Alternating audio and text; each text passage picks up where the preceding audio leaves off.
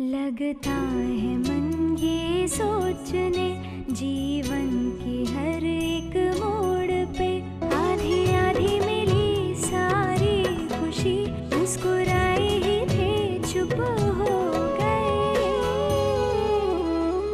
जिस घर में आंगन में रहूं उसकी भी होकर मैं ना हूं।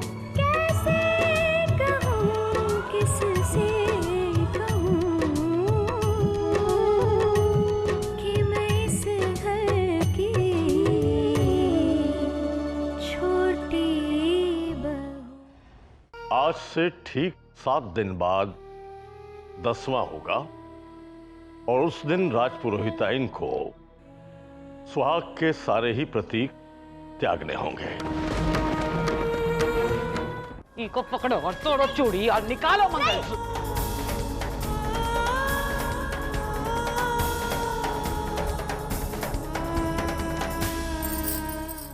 मोहन जी, आप बताइए आगे क्या करेगा है?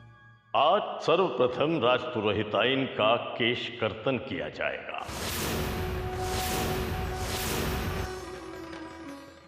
मैं एक सुहागन की तरह रही हूँ और अपनी अंतिम सांस तक एक सुहागन ही रहूंगी।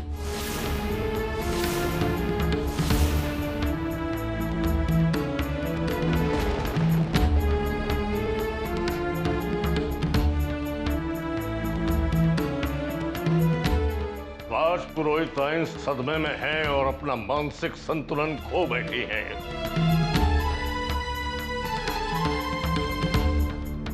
परंतु निर्णय हमें करना है। उनकी मनोदशा के कारण हम सदियों से चली आई परंपराओं को मिट्टी में नहीं मिला सकते। आज के दिन उनका केश कर्तन हमें करना ही होगा। मोहन जी ठीक कह रहे हैं। चलो भैया, लो उस्तरा और शुरू करो। नहीं नहीं मान जी,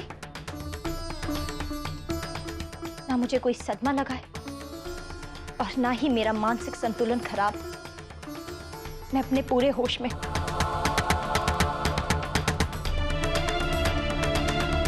आप जो करने जा रहे हैं वो अनर्थ है। एक जीवित पति के होते हुए आप मुझसे मेरी सुहाग की निशानियां नहीं छीन सकते।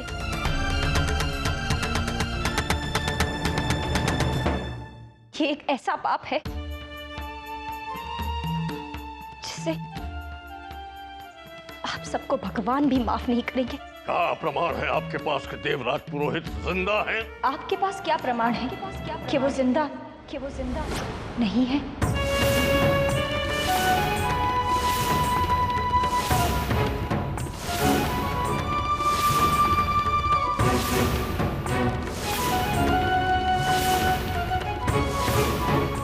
अगर किसी व्यक्ति को मृत माना जाता है तो उसका शव होता है, मृत्यु का प्रमाण होता है।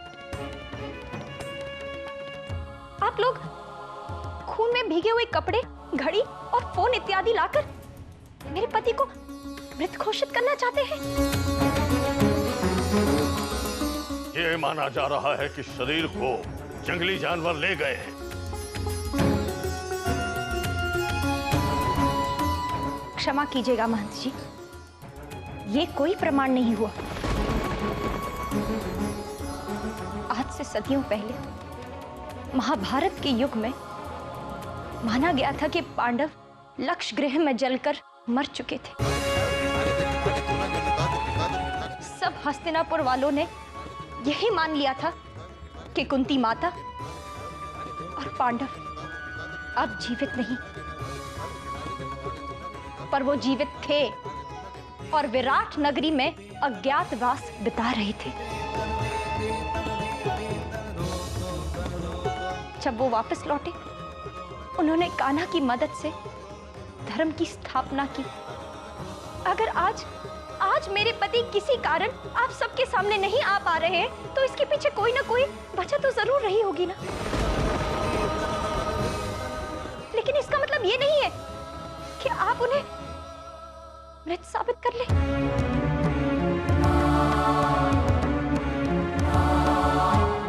पति के साथ मेरे कान्हा है। मेरे कान्हा उनकी रक्षा कर रहे हैं और मुझे पूरा विश्वास है कि वो वापस लौटकर आएंगे और धर्म की पुनर्स्थापना करेंगे।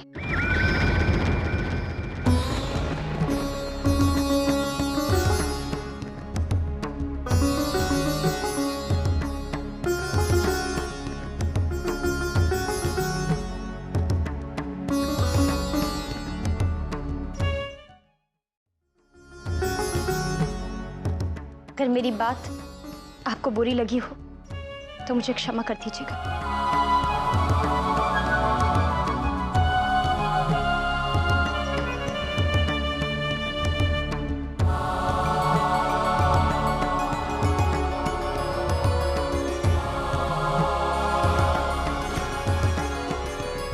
राजपुरोहिताइन को समझाइए।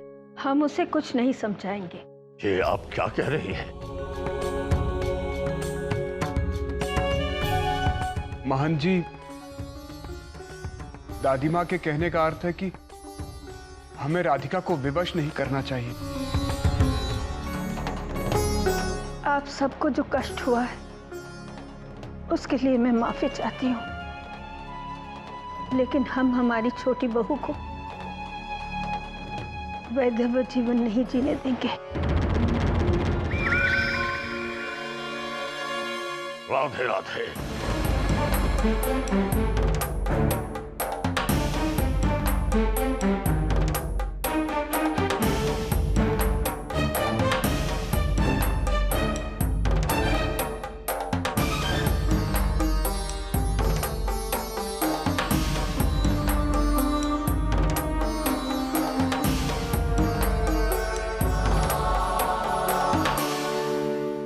धन्यवाद कान्हा। इस अनर्थ को रोकने के लिए आज आपने मुझे अटूट शक्ति दी। मैंने उन्हें अपना सिंदूर पोंछने नहीं दिया, क्योंकि ये सब श्रृंगार मेरे पति के लिए है और जब तक मेरे पति जीवित है मैं अपने सुहाग की निशानियां छीनने नहीं दूंगी। इससे पहले सबकी शंकाएं बढ़ जाए, आप उन्हें जल्दी से भेज दीजिए ना।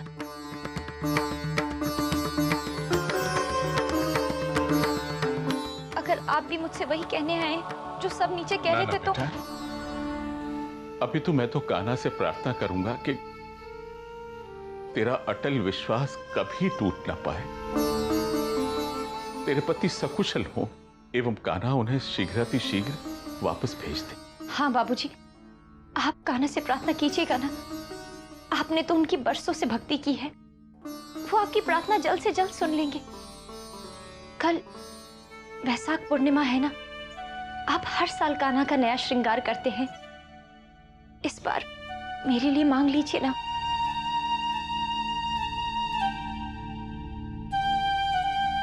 अवश्य बेटा, मैं प्रभु से यही प्रार्थना करूंगा कि तुझे ऐसी दृढ़ शक्ति प्रदान करे कि तू प्रत्येक स्थिति में अपने आप को शक्तिवान पाए। परंतु हम तुम्हें ऐसी अवस्था में छोड़कर कैसे जा सकते हैं? बाबूजी, मुझे कुछ नहीं हुआ है, मैं ठीक हूँ। और वैसे भी आज नहीं तो कल वो वापस आ जाएंगे ना। हमारे परिवार में फिर से खुशी का माहौल आ जाएगा। लेकिन बाबूजी, उसके लिए आपको प्रार्थना करना जरूरी है। मेरे लिए, हमारे परिवार के लिए, पूरे वृंदावन के लिए आपको ये पूजा करना बहुत आवश्यक है। बाबूजी, आपको जाना ही होगा। ठीक है बेटा, तेरी मनोकामना अवश्य पूर्ण होगी। मैं कान्हा से प्रार्थना करूंगा कि तुम्हें प्रत्येक स्थिति में दृढ़ रहने की शक्ति प्रदान करे। ईश्वर ने भविष्य के विषय में क्या सोचा है ये तो मुझे ज्ञात नहीं, परंतु राधिका, जिसका विश्वास अटल होता है उसके विश्वास की अवश्य विजय होती है बेटा। अखंड सौभाग्यवती रहो।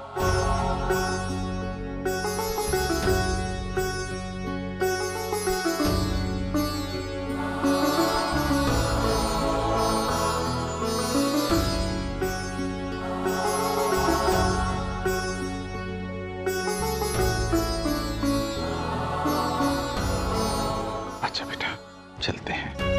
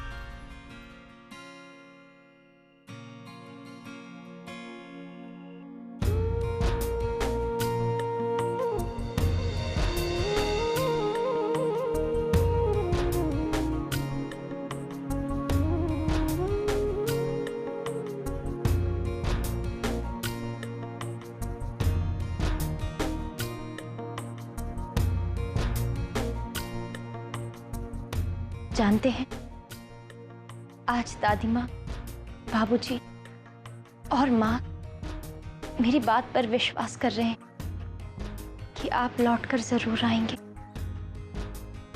धीरे धीरे सब लोगों को मेरी बात पर विश्वास हो जाएगा, लेकिन आप देर मत कीजिएगा, जल्दी वापस आ जाइएगा। राधिका, मेरा कहने का यह मतलब है कि मैं तुम्हें छोड़कर कहीं जा ही नहीं सकता। साबित करूं? कैसे? पहले आंखें बंद करो। आंखें बंद तो करो। अब कौन दिख रहा है?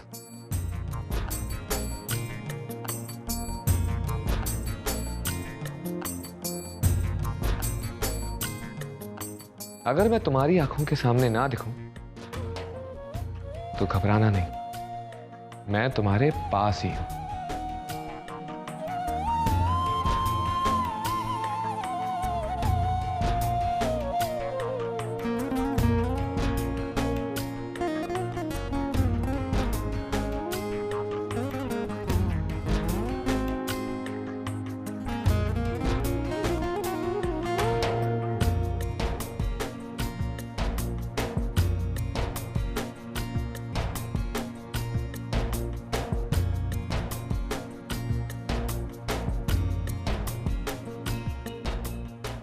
मैं जानती हूँ आप लौटकर जरूर आएंगे।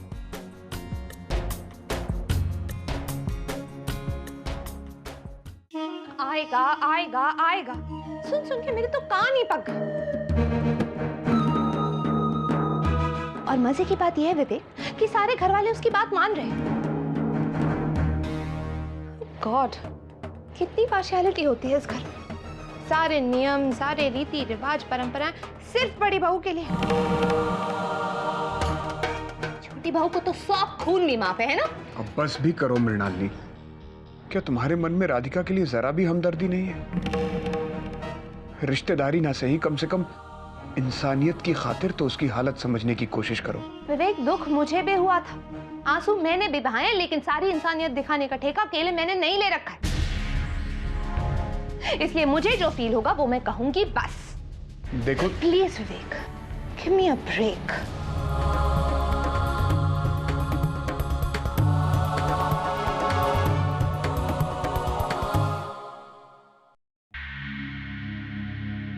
हेलो,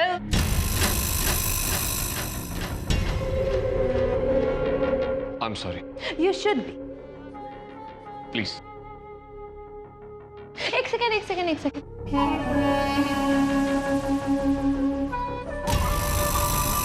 ये मुर्दों जैसी शक्ल क्यों बना के रखी हुई? जबकि मन में तो वो क्या कहते हैं, लड्डू फूट रहे होंगे, राइट? ये आप क्या कह रही हैं भाभी जी? Give me a break. तुम्हारे ये मगरमच्छ वाले आंसुओं का ड्रामा मुझ पर नहीं चलने वाला, ओके? ड्रामा? इसके जवान भाई की मौत हो गई हो, उससे क्या 4 आंसू बहाने का भी हक नहीं? 4 नहीं, पूरे 400 आंसू बहा चुके हो तुम। और वैसे इतना दुखी जो तुम खुद को दिखा रहे हो, will you mind telling me वो कौन सी खुशी है जिसे छुपा रहे हो? मैंने सपने में भी नहीं सोचा था कि अपने ही देवर की मौत के बाद आप ऐसी बातें करेंगे। आपका दिल सच में पत्थर का हो गया भाभी जी। क्या घर के बाकी लोगों ने आपका ये चेहरा देखा है? सबको अपनी तरह समझने की गलती मत कीजिए भाभी जी। अभी भी वक्त है, सुधर जाइए, वरना घाटे में रहेंगे। Good night.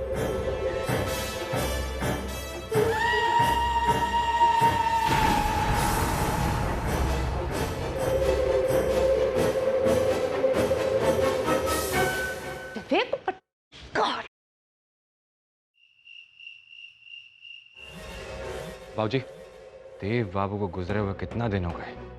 घर का सारा कर्म भी खत्म हो गया।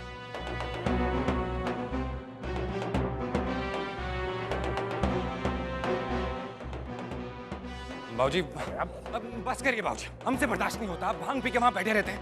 देख रहे हैं ना आप घर में किस तरह का नाटक हो रहा है। वो राधिका को खुला छोड़ दिया है, इजाजत दे दिया है कि सुहागन बन के घूमे। कल को बोल देंगे कि देव जिंदा है और राजपुरोहित किसी को बनाने की जरूरत नहीं है। हम लोग हाथ पे हाथ धरे बैठे रह जाएंगे और आप इस कुर्सी पे, कुछ नहीं होगा। और नहीं रे नादान, काहे इतना विचलित हो रहे हो? बहुत जल्दी राजपुरोहित घोषित कर दिया जाएगा। इतने दिन तक मठ का काम थोड़ी रोका जा सकता। हाँ, व्हाट्स द गारंटी? क्या गारंटी है कि हमको बनाएंगे राजपुरोहित, अर्जुन को? हमको कोई गारंटी नहीं है। जिस तरह मान जी ने सबके सामने हमको बेइज्जत कर दिया और देव की चिता को आग लगाने का हक शांतनु को दे दिया ना, उस तरह अगर राजपुरोहित बनने का हक उस शांतनु को दे दिया ना, तो हम बर्दाश्त नहीं कर पाएंगे। खून मुनों है। बुरा बुरा बोलता है रे। कहां बुरा बोलते हैं हम, सच बोल रहे हैं। अरे बेवकूफ, 33 करोड़ देवताओं में से किसी एक ने भी तथास्तु बोल दिया ना, जीवन भर की तपस्या मिट्टी में मिल जाएगी। बंसरी बजैया जानते हैं कि इतने दिनों से अपमान सहते हुए इस घर में टिके हैं सिर्फ इसलिए कि बेटा तुमको राजपुरोहित बनते हुए देखना चाहते हैं। एक बात बता, हम बनेंगे ना राजपुरोहित? तुम ही राजपुरोहित बनोगे बेटा। एक मिनट, अगर हम नहीं बने तो? नींव हिला के रख देंगे इस घर की। बस तब ना तो इस घर के कमाए हुए पुण्य काम आएंगे और न ही वो राधिका की कान्हा भक्ति। बस एक बार हमारी बंसी बजने दो।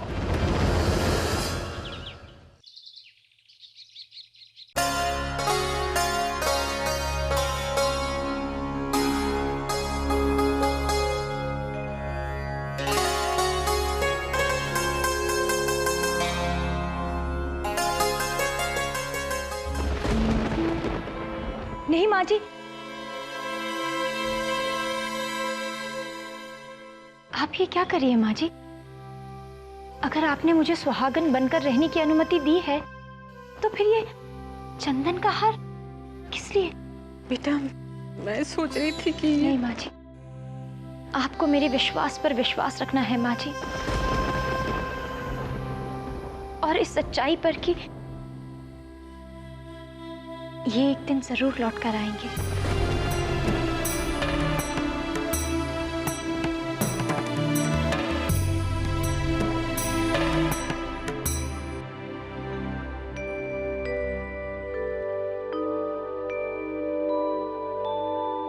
भाभी जी, कब तक चलेगा ऐसा? राधे राधे। राधे राधे महंत जी। राधे राधे, कल्याण हो। आइए बैठिए। राधे राधे, कल्याण हो।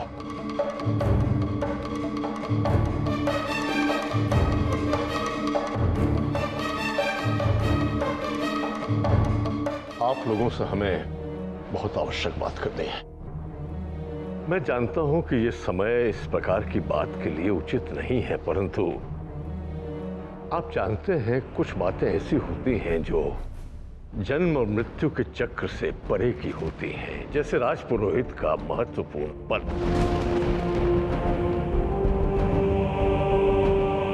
हमें शीघ्र ही दूसरे राजपुरोहित का चयन करना होगा। उसके बारे में अधिक नहीं सोचना पड़ेगा महान जी।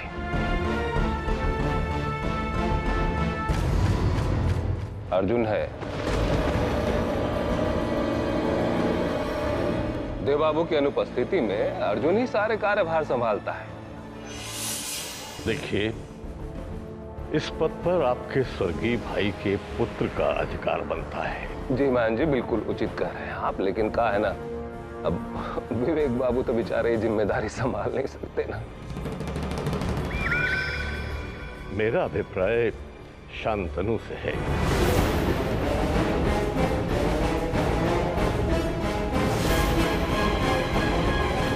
शांतनु ही इस पद के लिए उपयुक्त है।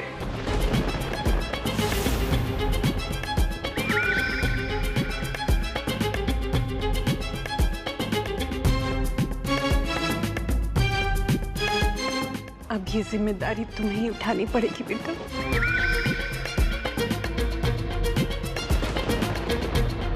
माँ, अगर इस बात से आपको खुशी मिलती है तो मुझे राजपुरोहित बनना मंजूर है। समाज ने मुझे जो दायित्व दिया है,